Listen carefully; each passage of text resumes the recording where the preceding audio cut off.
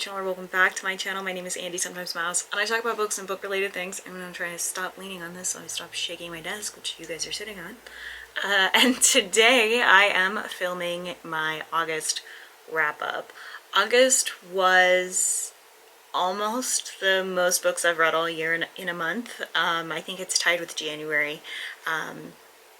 So it was a very busy reading month.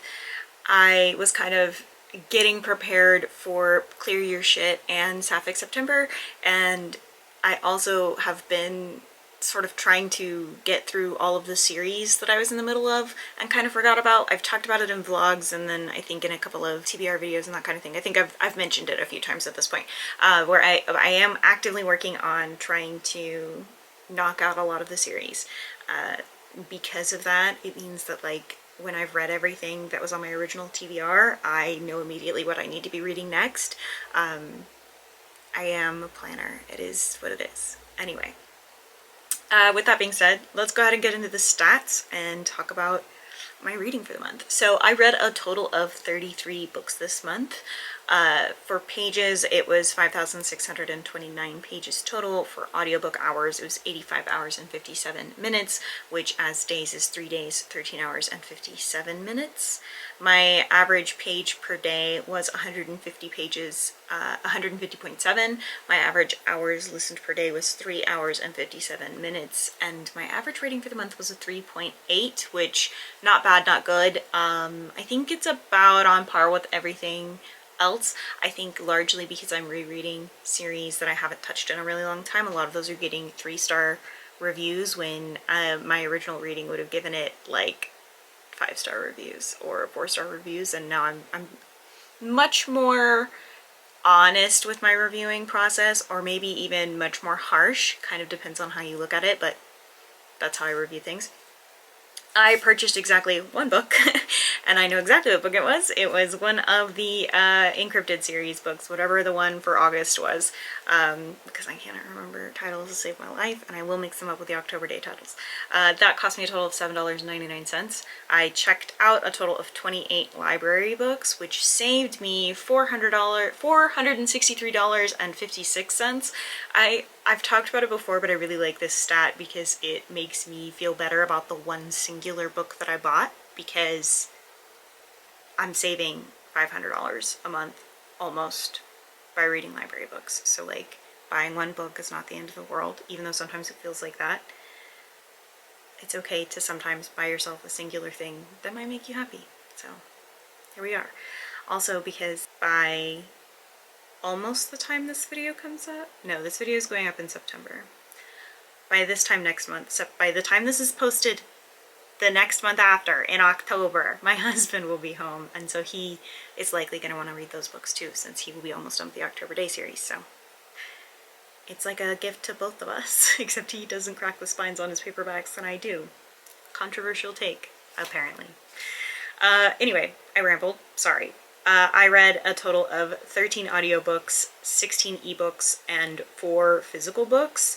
The other thing about what I'm working through is the physical unread books that I own. Also in prep for Clear Your Shit, I want that number to be very low, but I got the Random House queer book box, and so I'm still working through all of those books. I read 13 adult books, 10 young adult books, and 10 middle grade books. This is quite a bit, like quite a lot of middle grade books for me, and it's largely that series continuation because, and same with the young adult, it's largely because I'm working through those series that I had started like in 2020 and forgot about. I read 1 sci-fi book, 18 fantasy books, 6 romance books, 5 horror, and 3 general nonfiction. A lot of nonfiction for me, also a lot of romance. Romance being higher than horror this month is wild, truly wild. Again, series continuations has really fucked my stats here. Like, it made them very weird stats. I'm really excited for my 9-month update for the book blanket because it is coming along really beautifully and it's like panning out to be just gorgeous. And I'm also planning next year's book blanket already, so yes, I do plan this far in advance. So you have those videos to look forward to. If you don't know, I make a book blanket every year, and the genres go into, like, for every book I read, I do something. and the genres are color related. This is a book blanket behind me, if you're new. If you've never seen any of my videos, and I'm talking about things you've never heard of, this is a book blanket behind me. This is last year's. So I'm working on an idea. It does mean that I'll probably have two almost identical blankets for the idea I have for next year, but very exciting stuff. Those are the stats though, that's it. I've already rambled a lot in this video, but I just had a lot that I wanted to share. Let's get into my top and bottom books this month because they were very tricky to decide on. So I'm gonna go ahead and start with my worst book of the month because I just want to get it out of the way. And that is going to be The Only Light Left Burning by Eric J. Brown. This is the sequel to The Only Ones Left. Hold on, I can tell you. That's the benefit of having this guy. All That's Left in the World. I read All That's Left in the World in 2022 and gave it a 5-star rating. In my reread, I gave it a 4-star rating. I still really enjoyed it. However, the sequel, which came out recently, didn't need to come out. And this is a huge pet peeve that I have. I have complained about it a lot for a lot of series. I do not like when a sequel or a 4th book from a trilogy or a prequel or something comes out and it blatantly feels like a money grabbing effort. I don't like when the story felt completed and we decide that we need a sequel. I really struggle with that, and because I had read the first book so long ago, I couldn't remember how it ended, and so when I was rereading it, I was like, why is there a sequel to this? This story is over. It's completed. It's done. It does not need more information added. What is a sequel? And so part of me was like, maybe the sequel is going to be about other people, not the two main boys in the book. No, it's about the two main boys in the book. And yes, teenagers be teenagering, but it largely focused on miscommunication. And it seemed like maybe the characters' personalities had changed for the worse, and admittedly, transparently, and fully understanding, trauma does change people's personality and not always for the best. So I recognize that in this book about the end of the world. It's literally about the end of the world. It's about a plague that kills almost everybody off. These two boys are trying to survive. They meet each other and they're trying to survive, and they're also recognizing, one of them is recognizing that he's queer kind of for the first time. So just obviously the trauma of other people dying or having to kill other people, etc. is gonna be a lot. However, it seemed like some of the core moral values that, while they were shaking a bit, were completely demolished in the second book, and I didn't really appreciate that because it wasn't necessary. It wasn't necessary. You didn't have to deeply change these characters and the way that your readers were viewing them, all for the sake of a sequel. That didn't need to happen. Our story left off with them finding a civilization that they could live in and grow in. And yes, there was still the impending threat of another community. And yes, there was still the not knowing if society would ever rebuild itself and what that would look like. All of those things. But those are allowed to be open-ended questions, I feel like, in a book like this. And instead of leaving them to be open-ended, we wrote a whole book answering all of these questions that really didn't need to be answered. And I didn't appreciate it. It felt like a full fucking waste of my time. Also, I'm pretty sure this book was longer than the previous book, or at least the audiobook was. And I didn't appreciate that either, because I was like, buddy, the first book's already fucking long. The second book's longer. Why? What are we talking about? What is this for? What is the point? I wasn't having a good time. I didn't have a good time. Anyway, moving on. I'm going to talk about my top books of this month. There are only 2. Usually I have 3 or 4. I used to try for 5, but that was back when I was reading an obscene amount of books a month, 60 books a month. It was a time, and we're never doing that again. So, I was rereading the 13 Witches trilogy by Jodi Lynn Anderson, and I forgot how much I really enjoyed the first book. The second book was also really, really good. The third book was incredible, and the third book is one of the 2 top books, The Palace of Dreams.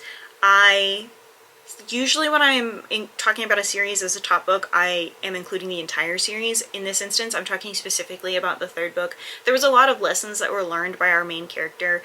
She is a preteen and eventually teen girl who finds out that she comes from a long line of witch hunters, that she secretly had a twin brother this whole time that was stolen by the witches. Her mother's memory had been stolen by the witches in the first book, and so she's like tasked to kill these witches in order to save her brother, save her family, and inevitably save the planet. They work with the moon to do these things, etc. I think that this book is written in a really clever way. I think that it respects the fact that kids are clever for a middle grade book. I think that it recognizes that kids are clever. I also really appreciate that it's kind of in that mid-range that it gets missed a lot, where like middle grade feels a lot younger and young adult feels a lot older, like it's in that 16 to 18 range these days, and it feels like it kind of fills that gap almost, and I really appreciated that about the series as a whole. The Palace of Dreams was just a really fantastic way to conclude the series. I am assuming that it is concluded. The way that it handled romance and friendships and friends growing up was really beautiful, and it also, the way that it handled family and sibling relationships while also still being in this fantasy setting was just really, really fun for me. When I read middle grade books, for me, a lot of the time the rating is heavily on like, are lessons learned or taught here, or are feelings set up in a way that like feels accessible to young people and would make them feel seen? Does my child self feel seen reading these books? If yes, then it's going to get a higher rating for me. And I don't know if that's necessarily valid or not, but that's how I feel about it. The next top book is in fact a series, the whole series, and that is the Singing Hills series by Ningbo. These are super short novellas, like 250 pages, maybe. I don't think a single one of them goes over 250 pages. The audiobooks are all about 2 to 3 hours long, very short. I originally was just going to pick like which one out of this series that I really liked, because they're each very different stories, but there were like 3 out of the 5 that I had read that I really liked, and I was like, all right, at this point I'm just gonna, that I 5 stars liked, that I was like, I'm just gonna include the whole series. These books follow a cleric who they tell stories. This cleric tells stories, and they go and meet with different people or follow with different families, and these stories usually somehow manage to save the day, so to speak, or they are incorrect. In the one, there's one with tigers that say, no, the way that you're telling these stories is incorrect. Let us tell you the correct stories. You hear the cleric's version and then you hear the tiger's version. And all in all, I think that was really well done. I think that that was really interesting. The different stories just pulled from different mythologies, and the way that, I don't know, the way that they were told was just really, really fantastic, and I enjoyed it a lot. I like Ningbo's like short fantasy stories. I've read some of their other books and enjoyed them, but this series is really, really fun. I think there's like 3 more books that are coming out, so I will give that disclaimer that the series is not completed, but it's also not like you don't have to read all of them. You can read one of them and be done, because they're just like stories within stories, and it's a lot of fun. I enjoyed it a lot. That's it though. So those are my top books and my bottom book, and all of the stats. Very short wrap up here for a lot of books. It's just a lot of them were mid. I feel like the majority of my wrap ups are me talking about the top books or the bottom books of the month. This time, again, a lot of them were just mid. They were just okay, and it's because I'm continuing series that I forgot about, and no wonder I forgot about them. They were mid. So that is what it is. But that's it. That is the wrap up for August. I'm really excited about starting Sapphic September shortly, in a couple of days, and then I'm excited about Clear Your Shit happening 2 months after that. So if you're participating in any of those readathons, let me know. If you've read any of these books or want to read any of these books, let me know. I'd love to hear about all of it.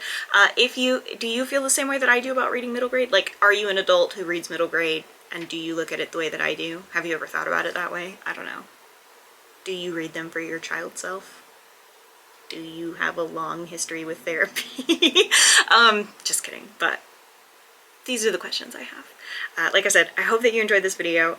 Don't forget to like and subscribe and share if you did. If you didn't, I'm sorry, don't know what to tell you. Please don't be mean to me.